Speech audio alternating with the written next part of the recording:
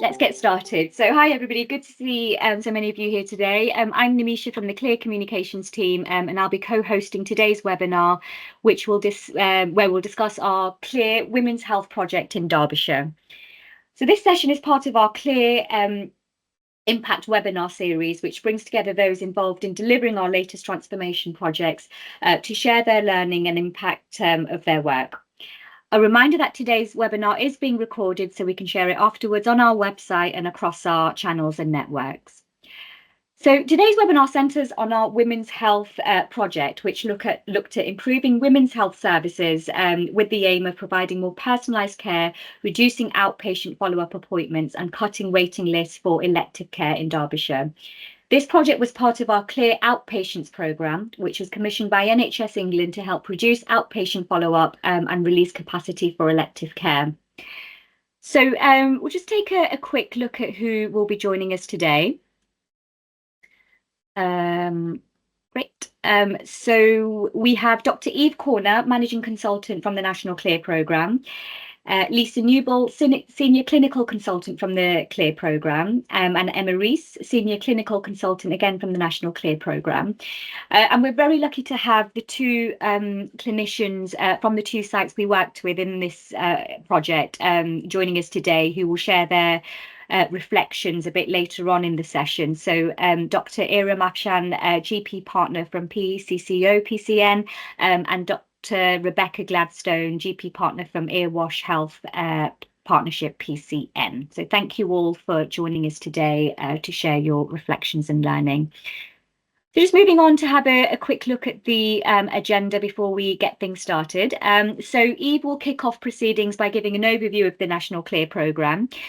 Lisa will then outline the national context for women's health and the background and scope of the Derbyshire project. We will then move on to the core part of the webinar, which will be the findings, recommendations and projected impacts of the Women's Health Project in Derbyshire, plus some insights as to how this new model of care that was designed in Derbyshire could be scaled up to other parts of the country. And following the presentation, Lisa will lead a discussion with all of our speakers, including Iram and Rebecca, to share their reflections on leading this work and the value they hope it will bring to women's health. So that's enough from me for the moment. I'll now hand over to Eve, who will kick off proceedings for us. Thank you, Eve. Thanks, Nimisha. Welcome everybody and welcome to those watching online. I'm just going to talk a little bit about what the National Clear programme is to set the scene. So if you can move on to the next slide, please, Alex. So the National Clear programme is a programme that has been running now for about 6 years, and it's a bit of a forced acronym. We stole the E from workforce. So CLEAR stands for Clinically Led Workforce and Activity Redesign. And the aim of the CLEAR programme is really about working collaboratively with clinicians to place clinicians at the heart of healthcare decision making. And we combine both clinical insights from the wider workforce as well as data analysis by extracting clinical and workforce data from clinical systems to look at how we can innovate around models of care, but also what workforce would need to be in place in order to deliver that model of care in the most effective and efficient way. The programme itself is hosted by East Lancs NHS Trust, and this piece of work was commissioned by the NHS England outpatients programme. The aims of the CLEAR programme on the next slide are to really promote that clinically led culture. Clinicians know the answers, they know how things could be optimised. It's about having the headspace, time and data to make that case and make that change.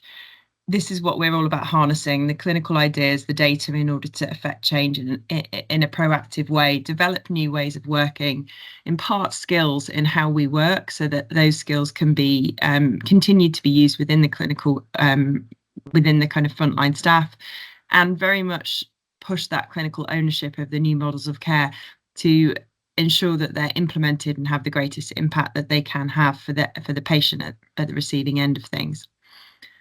The CLEAR programme on the next slide, please, Alex.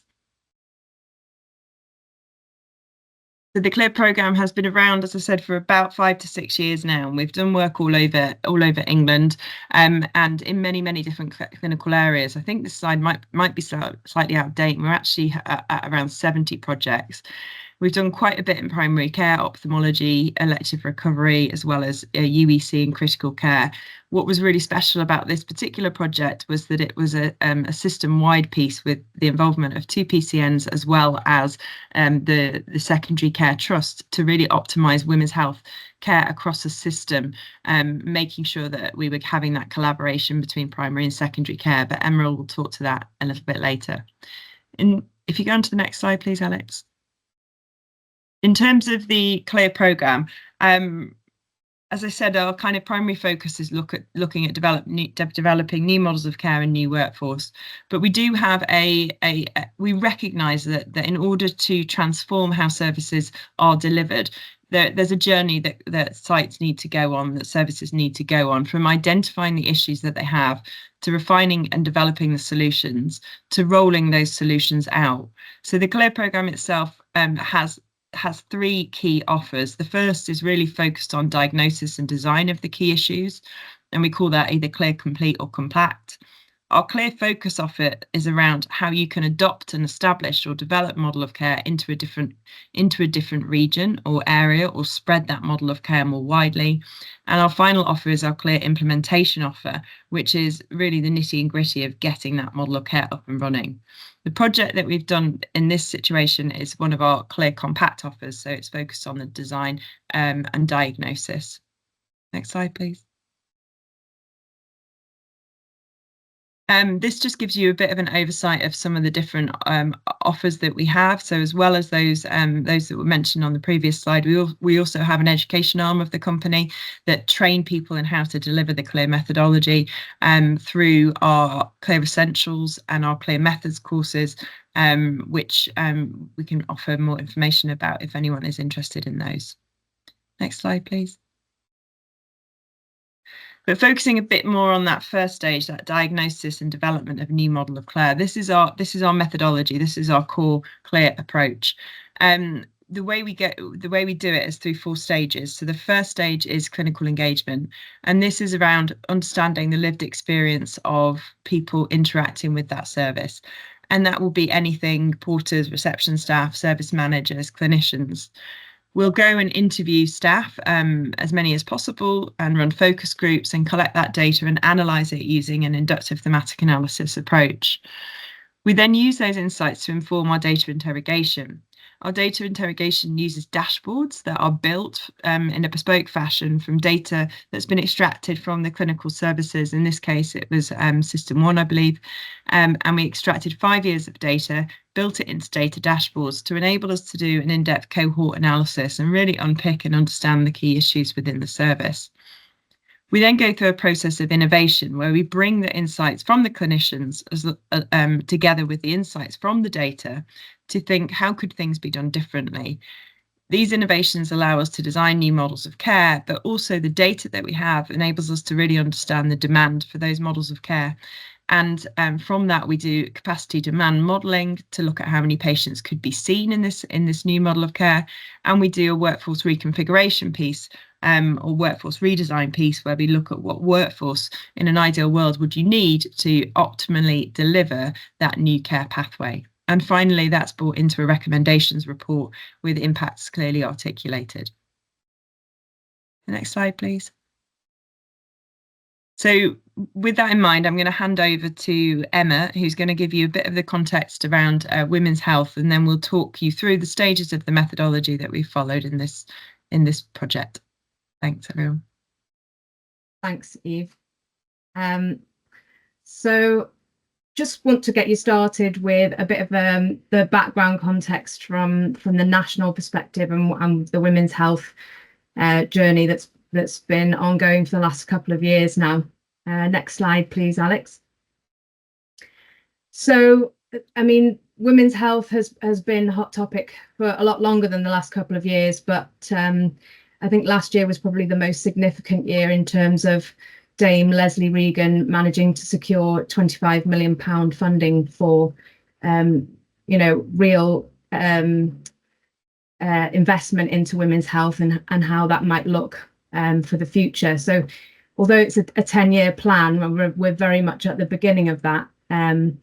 Well, 25 million seems like a lot of money. When you break that down per ICB, it's not even £600,000 per ICB. So just to put that into a little bit of context, that money is all around setting up those women's health hubs and doing the training and all of that background work that needs to happen before they can go live. So it was absolutely perfect timing for us to come in and do this project because of where this was going nationally. So we were lucky enough to sort of link in with the Derbyshire ICB and their Women's Health Hub focus group as part of this work, and we fed a lot of our findings into that group as well, which hopefully has helped their journey and the process for using that funding. In terms of what that means and the focus on women's health, it was found that women were, having to wait long periods of time for treatment. There was inequitable access to certain things such as IUS insertions, which we came out of our project, and Emma will go into a little bit later.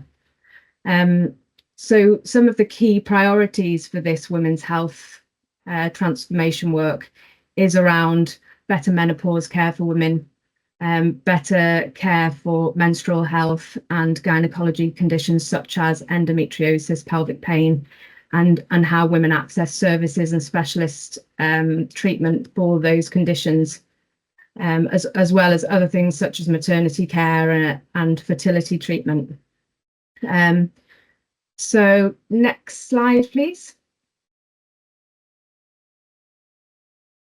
And what I'll do now is just give you a little bit of an overview of the scope of our project and a bit of a background into the 2 PCNs that we worked with as part of that. Next slide, please. So as Eve said earlier, this piece of work was commissioned by NHS England as part of the elective recovery outpatients programme, and with a view to reducing outpatient follow-ups by 25% by 2025. Gynae was the area that we focused on, and that obviously fit really neatly into those national conversations about women's health. And as Eve rightly said earlier, the only way to tackle this sensibly was to look at it as a system-wide approach. So although we'd had both Erewash and PCCO PCNs on board, we then reached out to some secondary care trusts to get that whole system-wide approach, and worked in the end with University Hospital of Derby and Burton. So it was really great to get that full patient journey and see all the way through that patient pathway from start to finish.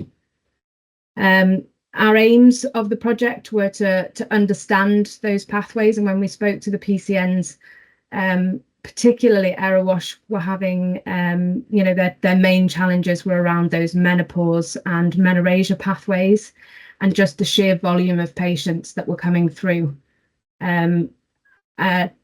Next, it was to sort of look at the capacity for fitting IUS in primary care. There's the 2 PCNs work quite differently, where Erewash is very much a GP-led service, and PCCO was quite a nurse-led service. So it was we wanted to explore that in more detail as well, to try and reduce those secondary care referrals for IUS fitting, because it's not necessary. Next, it was to look at the knowledge around menopause from the GP's perspective. There are many GPs who are confident in providing that menopause care to women in primary care, but others not so much. So it was looking at the disparity between that. Then, because of all of that, we obviously wanted to look at the workforce and see what workforce was available. Like anywhere across the NHS, there is no money to recruit more staff, so it's looking into how we can utilise the staff that are already there, to sort of form a new model of care and new ways of working. In PCCO, there were there was a decline in uptake in smears. So they wanted us to sort of explore that a bit more for them. And then obviously come up and innovate our new models of care in our recommendations.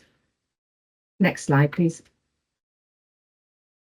So just a quick overview now into the two sites. So Erewash being the larger of the two PCNs, we managed to engage with 10 out of the 12 practices within the PCN, and they serve over 40,000 women, which is not insignificant when when there are, you know, so many women's health challenges. So really great to work with Becky at Erewash. And then PCCO, although they service a smaller population of women, actually Iram is a menopause specialist, so provides a really great service to the women of PCCO and her population, so it's fantastic to do some work with Iram on this piece. And she was actually really great for a great resource for us throughout the project, which was really good. UHDB, there was a little bit of a slow start. They were having some changes within their leadership team in the gynecology service, so a little bit tricky for us to sort of engage with them at first, but then we managed to engage with their lead clinician, Dr. Asher, who was really instrumental in just helping that that arm of the project and having that vision into the secondary care aspect. So although there are about 5 hospitals that sit within that trust, it was actually Royal Derby Hospital that we engaged with the most. Next slide, please. And I think I am handing over to Emma to sort of give you the meat of the project and all of the interesting findings that we got throughout this. Perfect. Thanks, Lisa. So I'm just going to run you through the key findings from the project and how we came through to the recommendations before passing back to Lisa to discuss all the impacts of this. So next slide, please. So just a quick visual of what our project looked like in numbers. So as Lisa discussed, we had the 3 sites with 2 PCNs as well as the hospital. And by having that whole system-wide approach, it really helped us understand the patient journey from the moment they pick up the phone with a women's health problem to the point that they're seeing the gynecologist and receiving their treatment. So it's a really valuable way to be able to analyse these women's experiences. We had 3 site visits, so we visited Derbyshire 3 times and visited Erewash, PCCO and UHDB to be able to speak to and capture as many people as possible and understand estates as well as services. Through that, we spoke to 49 members of staff. So these varied from the reception staff that receive the call or look at the online e-consult, all the way up to the service managers at UHDB, with all the medical staff and nursing staff in between. As part of our data analysis, we looked at over 65,000 primary care records, and we also received aggregated data from UHDB as well. We looked at the 3 cohorts of menorrhagia and menopause and smear testing, and from our analysis, which Eve described earlier, we made 29 recommendations with 11 quick wins, and from that made a whole new model of care which came under our major recommendation. Next slide, please.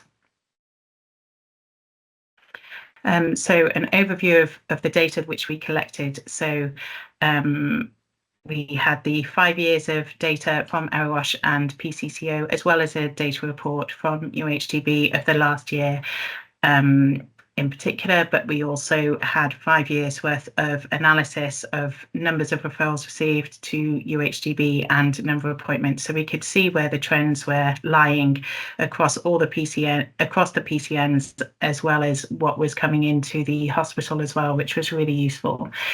The cohorts, as I have alluded, were menopause, menorrhagia and smear, and from our clinical engagement, that helped us define our cohort. So we included all females, age 11 above. With the menopause cohort, we looked at a recode. We looked at the recode with a menopause in a consultation of the age 35 to 65. For menorrhagia, we included it from the age of 11 all the way up to 60. And from the smear cohort, we looked at patients with a read code relating to the cervical smear in a consultation. We analysed nearly 2 million primary care appointments, and from that, also 163,000 referrals into secondary care from the primary care. From this, the 65,000 primary care records and nearly 18,000 secondary care attendances for that 1 year. Within secondary care, we looked at the clinics for gynecology, decapeptyl injections, because this was something that came through clinical engagement when we were actually at the hospital. This wasn't something that we were aware of from the primary scoping because UHGB wasn't included as heavily as the PCNs during the scoping. But decapeptyl injections really came through very strongly as a barrier to being able to engage with patients as easily. Postmenopausal bleeding, menopause, as well as dysfunctional bleeding as well. Next slide, please. So from a combination of all the people that we spoke throughout our clinical engagement, we came up with these key themes. And so the 4 key themes are estates and clinic setup. And underneath, we've included some quotes from people that we've spoken to. So patients need more time to chat about symptoms. You need more than one appointment to be able to talk about things properly. This came through really heavily, particularly in primary care, but also in secondary care as well. That not necessarily the more than one appointment, but appropriate time. So secondary care are blessed with a lot more time, and particularly with menopause appointments, than GPs. And so quite commonly it was coming through as a theme that GPs were and nurses were having to send through to secondary care because they just didn't have the time in the clinic set up right at that very first appointment to be able to do it. So sometimes the easiest thing was be able to send people into secondary care where they knew that there would be the speciality and the time available to speak to them. So therefore, straight away, we know that we want to be looking at optimizing processes and pathways. So a quote, waiting times for the referral to see the secondary care specialist are ridiculous. We get repeat visits from patients when they're waiting to see them. So the waiting list for over 15 months. So if you imagine these ladies who are maybe on the menorrhagia pathway, who are bleeding very heavily every month, they're waiting for 15 months to see the specialist. Every month they are having hemorrhagic bleeding, which means that then they start having further problems, leading to anemia and, all sorts of things. So therefore, they're visiting the GP practices every month that they're bleeding. They're having further medical treatment because of this. And so this whole system just wasn't working throughout. Looking at workforce optimization. So an issue is continuity. Patients will see different GPs who will all say different things. So therefore the patients lose confidence. So because the initial appointment wasn't necessarily as long as they needed to, the patient needed to come back for a follow-up, or maybe the next time that they bled heavily, they phoned up the GP surgery, and it wouldn't necessarily always go to the same GP. And then it would mean that it would maybe receive slightly different information each time. And so therefore it would mean that potentially by the time it kind of came to a recommendation from treatment, the patients were losing confidence and they were saying, do you know what, just refer me in to the secondary care because I just want to get one opinion and a specialist opinion at that. So it means that patients were losing confidence because of the time that it was taking to be able to kind of go through the pathway. And so coming then finally onto the patient beliefs and experience. So there was definitely a Davina McCall effect when it came to menopause, with how much it had been in social media. And there was a massive influx coming through, which I will cover a little bit later on, particularly with menopause patients coming into primary care. And that patients, one of the things that came through with clinical engagement were that patients were really having really high expectations very early on in the pathway and presenting earlier about menopause. So therefore, a lot of education was needed right at the front end for a lot of these kind of maybe perimenopausal patients. Also, certain patients can demand to see the gynaecologist as they've lost confidence in the GP. So I alluded to that in workforce optimisation. Another thing that came through with the patient beliefs and experience was actually quite heavily within PCCO, because there was a disparity within the socioeconomic status and background of patients at PCCO when you're comparing them to Erewash. So we had to be really careful that actually the recommendations that we're making for each site were very particular for that site, and taking into account patient beliefs when it kind of came to synthetic hormones and what they're receiving. So if we come on to the next slide, I think we can go through things a little bit more succinctly.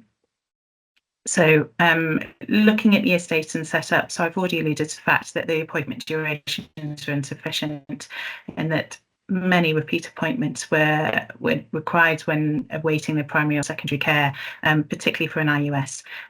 This was more prevalent in Erewash than PCCO, because there weren't always somebody trained to do IUSs in each GP practice, which meant that anyone needing a referral for an IUS was immediately referred through to secondary care.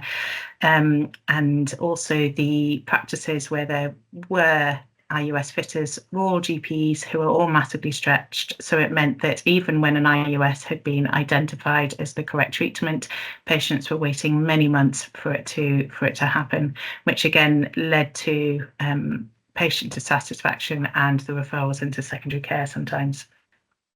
Looking at the optimising processes and pathways, so occasionally the GPs were saying, sometimes I just need a little bit of advice. So particularly for hormonal cancers on menopause, occasionally just some advice from a gynaecologist specialist would have prevented a referral in.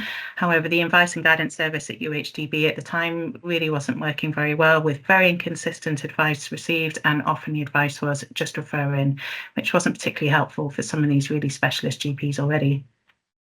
There was a lack of a menorrhagia pathway consistently, and also a pathway for the HRT patients with a history of the hormonal cancer.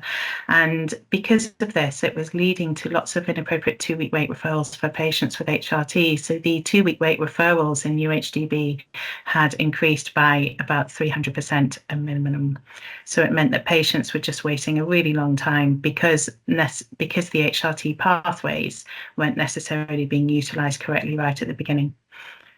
With the workforce optimisation, so I've mentioned this already within the clinics setup, that the non-medical workforce weren't being optimised to fit the IUS in the community, leading to unnecessary secondary care referrals. And also sexual health clinics weren't able to fit IUSs for a non-contraceptive reason. So again, it meant that women were really limited with where they could access the IUS in many different areas, with the only solution being referred for a 15-month wait into secondary care. The non-medical workforce wasn't being utilised sufficiently in secondary care, with no CNS for the menopause. And also as well, this is where the decapeptyl injections came in a little bit as well, because the non-medical workforce were being pulled to complete decapeptyl injections because they weren't accessible in the community.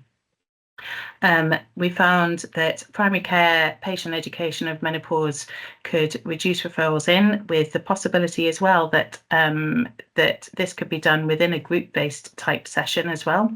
So it meant that if patients were better informed about menopause very early on in the pathway, it would probably end up reducing referrals. With patient beliefs and experience, we've mentioned that there was this cultural variation in beliefs and the change and therefore this changed the uptake and treatment with patients who don't believe in synthetic hormones. So they weren't necessarily always accepting of the correct treatment pathway. And again, wanting a gynecologist opinion at the forefront of their treatment, because that was maybe what they were expecting and would receive in their home countries. Obviously their experience was very poor, because everyone was receiving a very long wait for secondary care because of the amount of referrals that was receiving in. From the key themes, we then triangulate. So we look at the data that we receive from our dashboards to have a little look to see if one backs up the other. So from this key data that we received, when we looked at the estates and clinic setup, we could actually see that actually, even in primary care, there was an increase in 310% in attendances for menopause. And this happened in a massive spike immediately after Davina McCall released her book and her TV series. So between 2018 and 2023, GP practices across Derbyshire from PCCO and Erewash have had to accept that capacity, and this is where then, because of all this, it has then led to many more referrals on the 2-week wait pathway, 62% higher, whereas only new cancers have increased by 23%, but it means that there's an extra kind of 40% there of referrals which might not necessarily have been overly appropriate.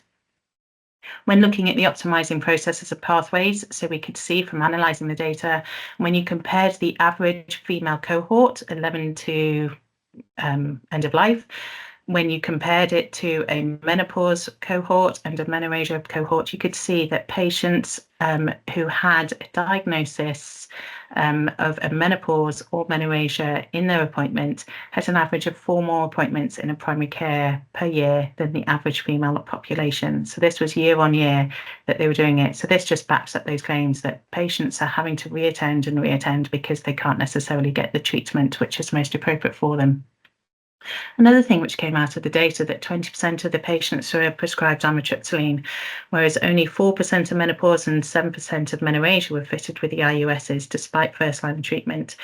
And again, it was kind of coming out in some of the background research that patients were having to wait a couple of years for the correct diagnosis of menopause, and weren't always necessarily being picked up when they were going to the GP practices with these complaints, that they would be able to receive their accurate diagnosis initially. So this is something that we raised with the GPs when we were discussing all the data, and is something that I know has been looked at in the background. Again, when we looked at the data for UHDB, there was no waiting list validation, and the gynecologists told us that at least 20% of patients were attending with conditions resolved. So because of the long waits, it meant that things were either being sorted in the GP community, or they were resolving by themselves. So a couple of examples that they were telling me were things like patients referred with fertility problems who are coming in with their baby. So they've waited for so long, they've actually now been pregnant and now had their baby, but still come into the appointment to show their baby because they think that that's a good thing to do. Whereas waiting list validation would remove all of these inappropriate appointments. Workforce optimization. So this should say male GPs are twice as likely to refer to gynecology than female GPs. So apologies, Iram and Becky, for that typo on this slide here. We will definitely adjust that before we socialise these slides.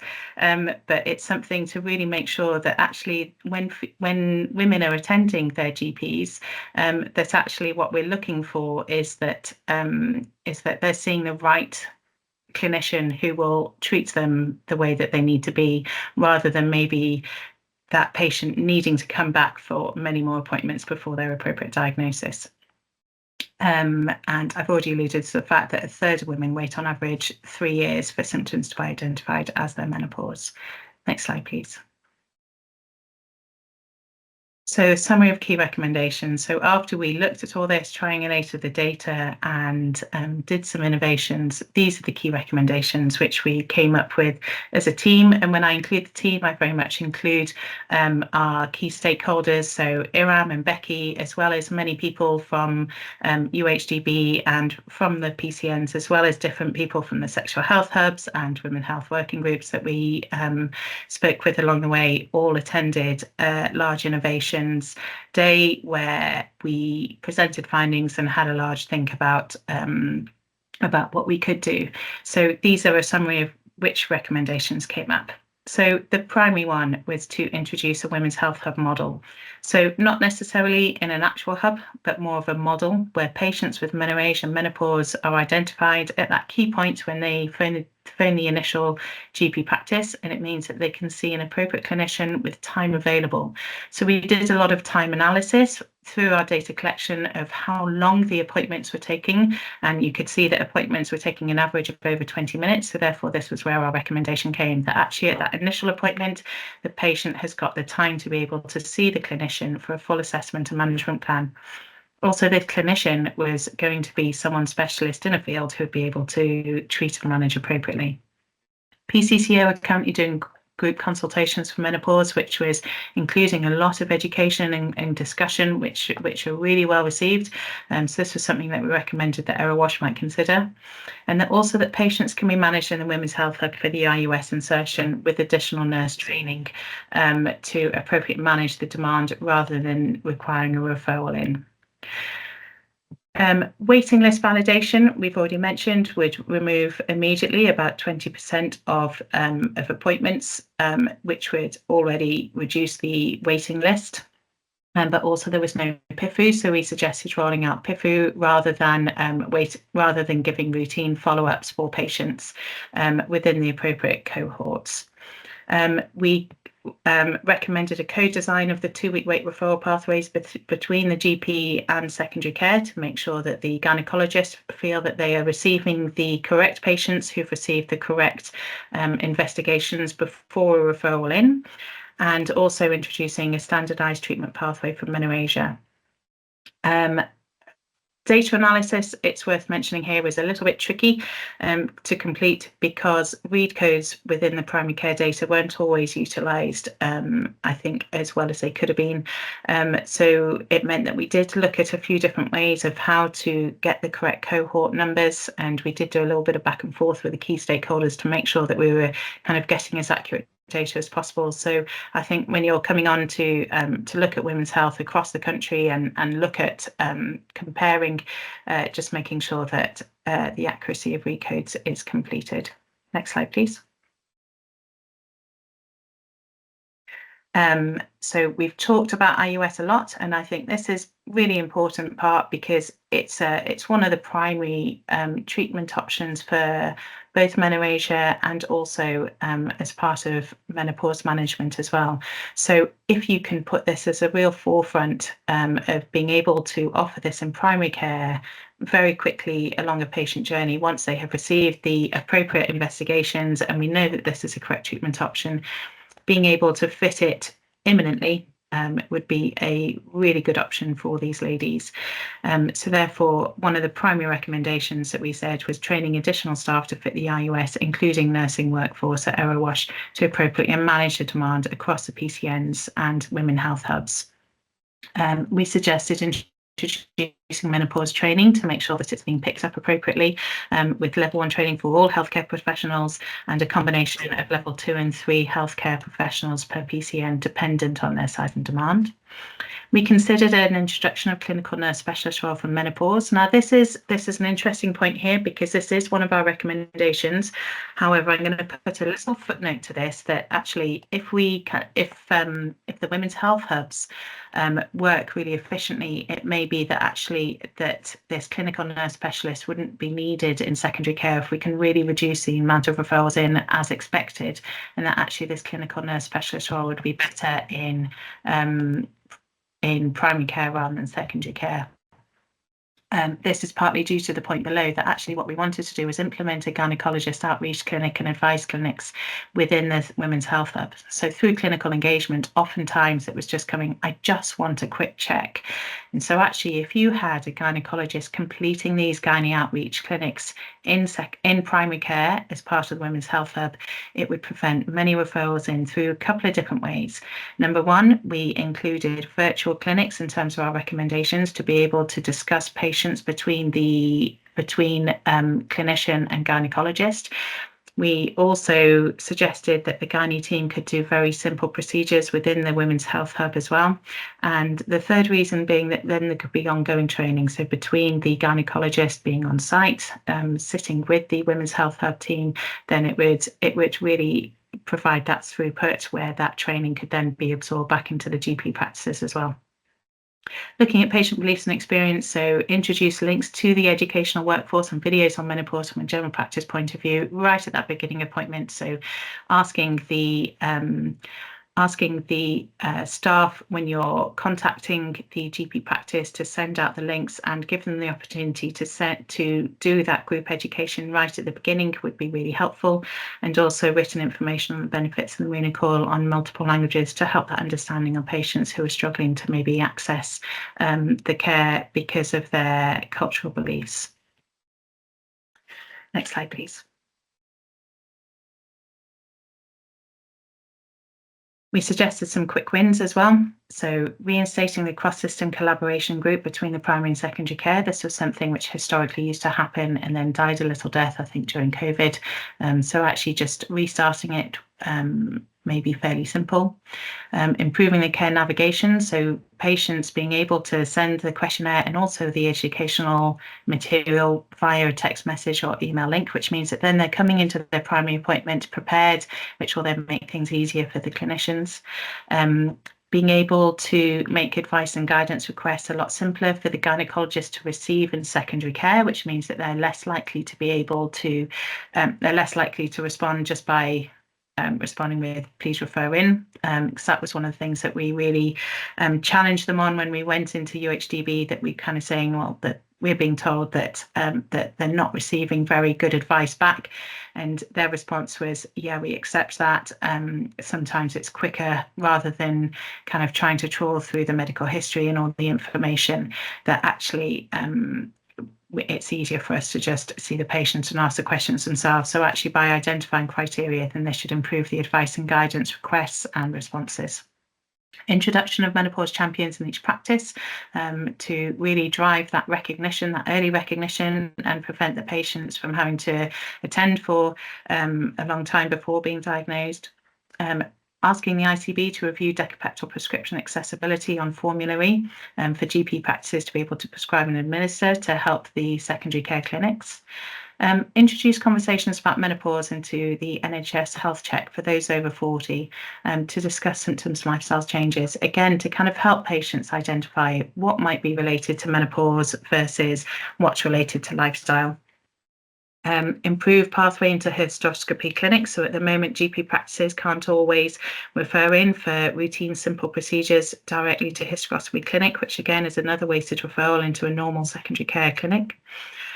With regards to the smears, one of the things that came out in clinical engagement was that they're unknown if they're going back to, if patients are going to their home country or an alternative country to have their smear done. There's a belief sometimes that it should be done by a gynecologist rather than a nurse, and that actually a text message to respond to would just help the GP practice be able to monitor patients who aren't responding to requests because they've already had it and they know that they have. Staff to attend appropriate menopause and heavy bleeding pathways, which are already available on the Hub Plus Derbyshire, and also completing the waiting list validation to remove all the inappropriate patients to prevent unnecessary appointments, but also on the day surgery cancellations, which the gynecologists were telling us were happening routinely every single day because patients are coming in with conditions unresolved. Next slide, please. I'm going to pass back to Lisa, who's going to run through. So all of these impacts, we then put how many appointments we would save, the number of patients who would be more efficient in receiving their care, and therefore we put some numbers to it. So Lisa will be able to discuss these with you. Thank you. Thanks, Emma. Next slide, please, Alex.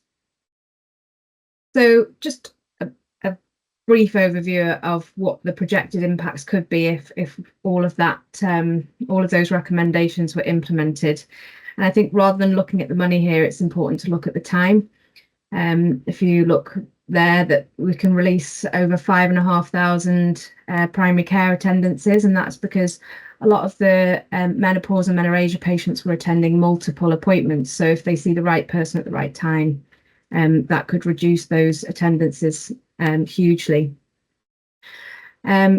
Obviously, the point of this project was to try and reduce outpatient follow-up. So because of those reductions in referrals into secondary care, that could release almost 340 new patient and over 300 follow-up secondary care appointments to free up clinic spaces for to reduce those waiting lists and get patients seen quicker, and for those patients that really need to be seen.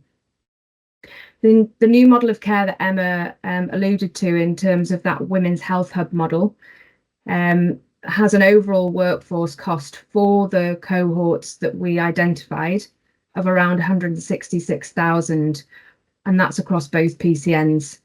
The cost is slightly higher if Erewash maintain their GP-led IUS fitting service, taking that to about almost 200,000 if the GPs can continue to fit just solely in that one PCN. With the waiting list validation, if you could release 20% of clinic appointments, that's almost 2,000 clinic appointments. So all of those collated together is a saving of, well, not a saving, a sort of an efficiency gain of almost £750,000, which more than pays for the workforce that's required to deliver the hub model, just by those new ways of working and redirecting the patients to the right point of care. In terms of some additional benefits, obviously the reduction in inappropriate referrals to secondary care, just releasing that time for the people that really need to go into the secondary care system. Better access for women, and better choice for them to be able to access the care where is best for them. From a staffing perspective, there's opportunities for career progression, not only for the nurses in terms of IUS fitting, but also for GPs working closely alongside secondary care specialists to sort of build that knowledge and become sort of GP specialist roles as well. And hopefully a reduction in those inappropriate 2-week wait referrals. Next slide, please. I'm just mindful of time. Just a brief overview of what that means in terms of cost. So just by reducing the number of appointments by 4 per patient, in terms of the menopause, because this is how many of those cohorts were accessing, can save almost £2 million. And you can see on the right there how many clinic appointments and follow-up appointments that would release. Next slide, please. For the menorrhagia, slightly less on the GP side of things, almost 800,000, but a lot more savings in secondary care. This is the cohort that really does go for that secondary care referral, and that's your heavy bleeders, your pelvic pains. So just by having their IUSs fitted in primary care, having that specialist advice in primary care would really help with those appointments. Next slide, please. What we did was we scaled this up because obviously in terms of the national picture, this is very much a national initiative. So we wanted to see if this model was rolled out nationally, what that might look like. So if you skip the next slide and the next one. Just go back one. So what we did was we took the Derbyshire data and we looked at Public Health England, the national statistics of women across England, and scaled this up based on the cohorts and percentages that we've seen within the project that we've done. And taking that basis of the 48% reduction in referrals based on those published case studies, that there's the potential to save nationally £133 million a year. It's important to note that actually, because of the quality of the data, the cohorts that we identified in PCCO and Erewash were probably on the lower side than is actually accurate. So these numbers could actually be much, much higher. And next slide, please.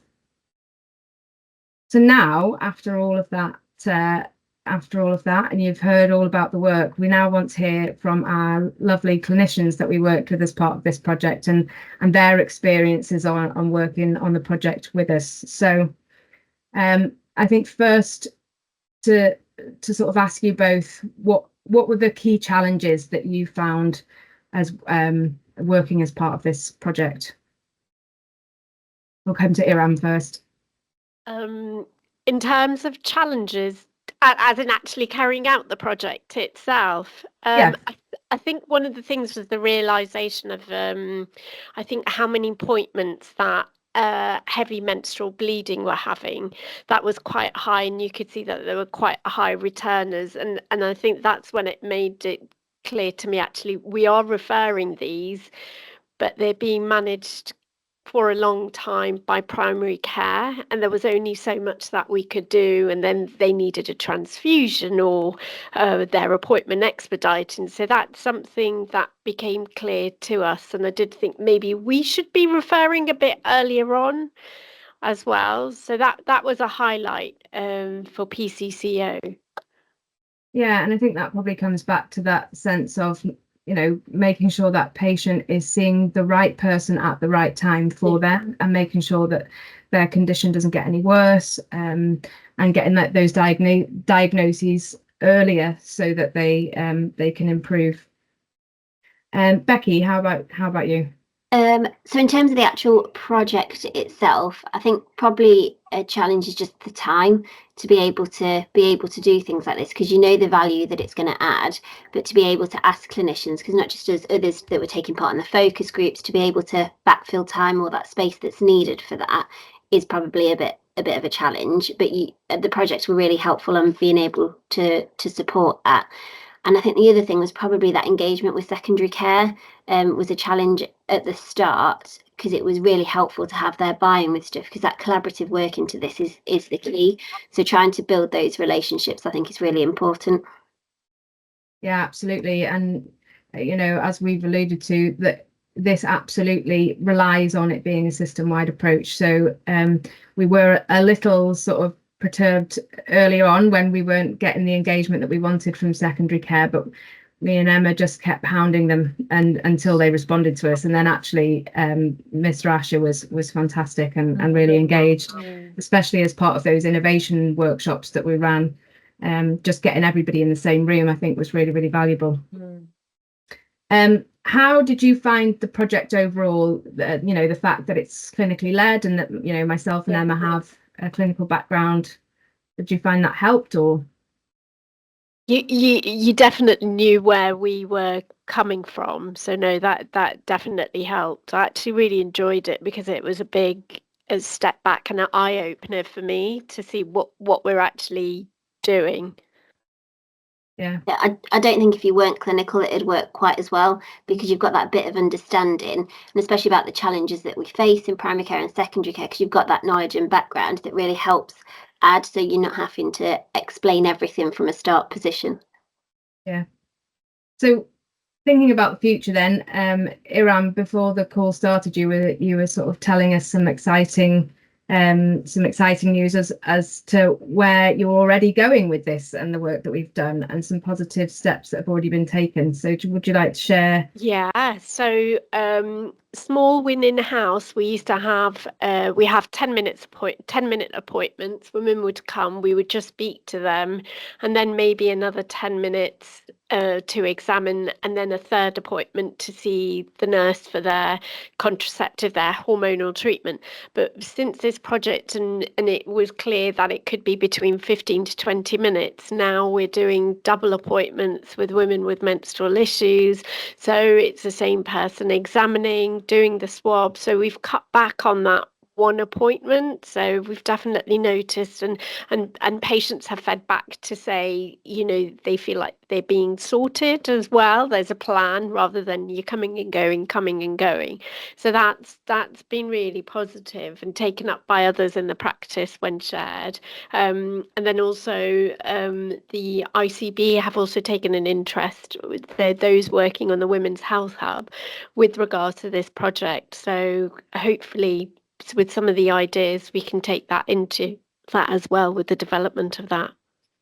That's brilliant. It's always nice to hear that the work that we've done has had some positive impacts for you guys, because I know it obviously feels like such a lot of work when we're going through it, that it, you know, that it actually hopefully is coming to fruition for you guys.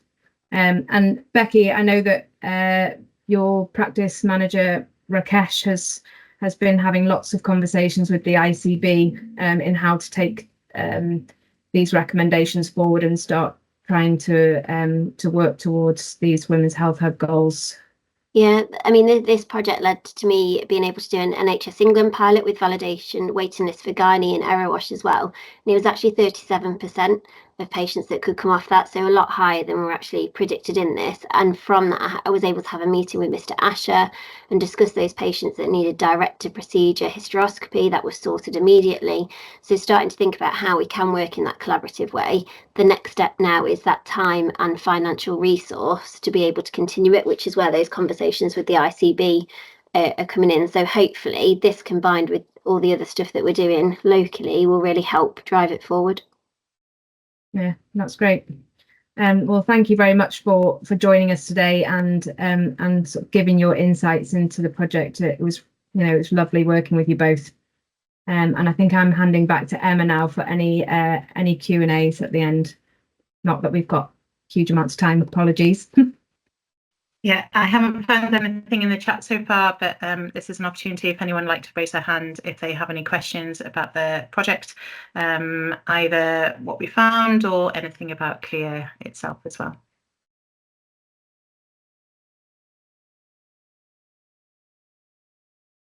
I think hopefully we covered everything then. That's great, thank you. So if no one has any questions, I'll pass over to Misha just to close out. So thank you very much for attending, everyone. Thank you all to all of our speakers for your contributions today. It's been really fascinating to once again hear how the CLEAR methodology was used in such an important area like women's health. As we heard earlier, it's an important part of sort of national policy, and yeah, just really interesting to hear. Also, you know, interesting to hear how the new model of care can be scaled potentially nationally. So thank you all again for your learning and insights. So that's almost it from us. Please do keep an eye out on our website and social media channels for our next CLEAR Impact webinar.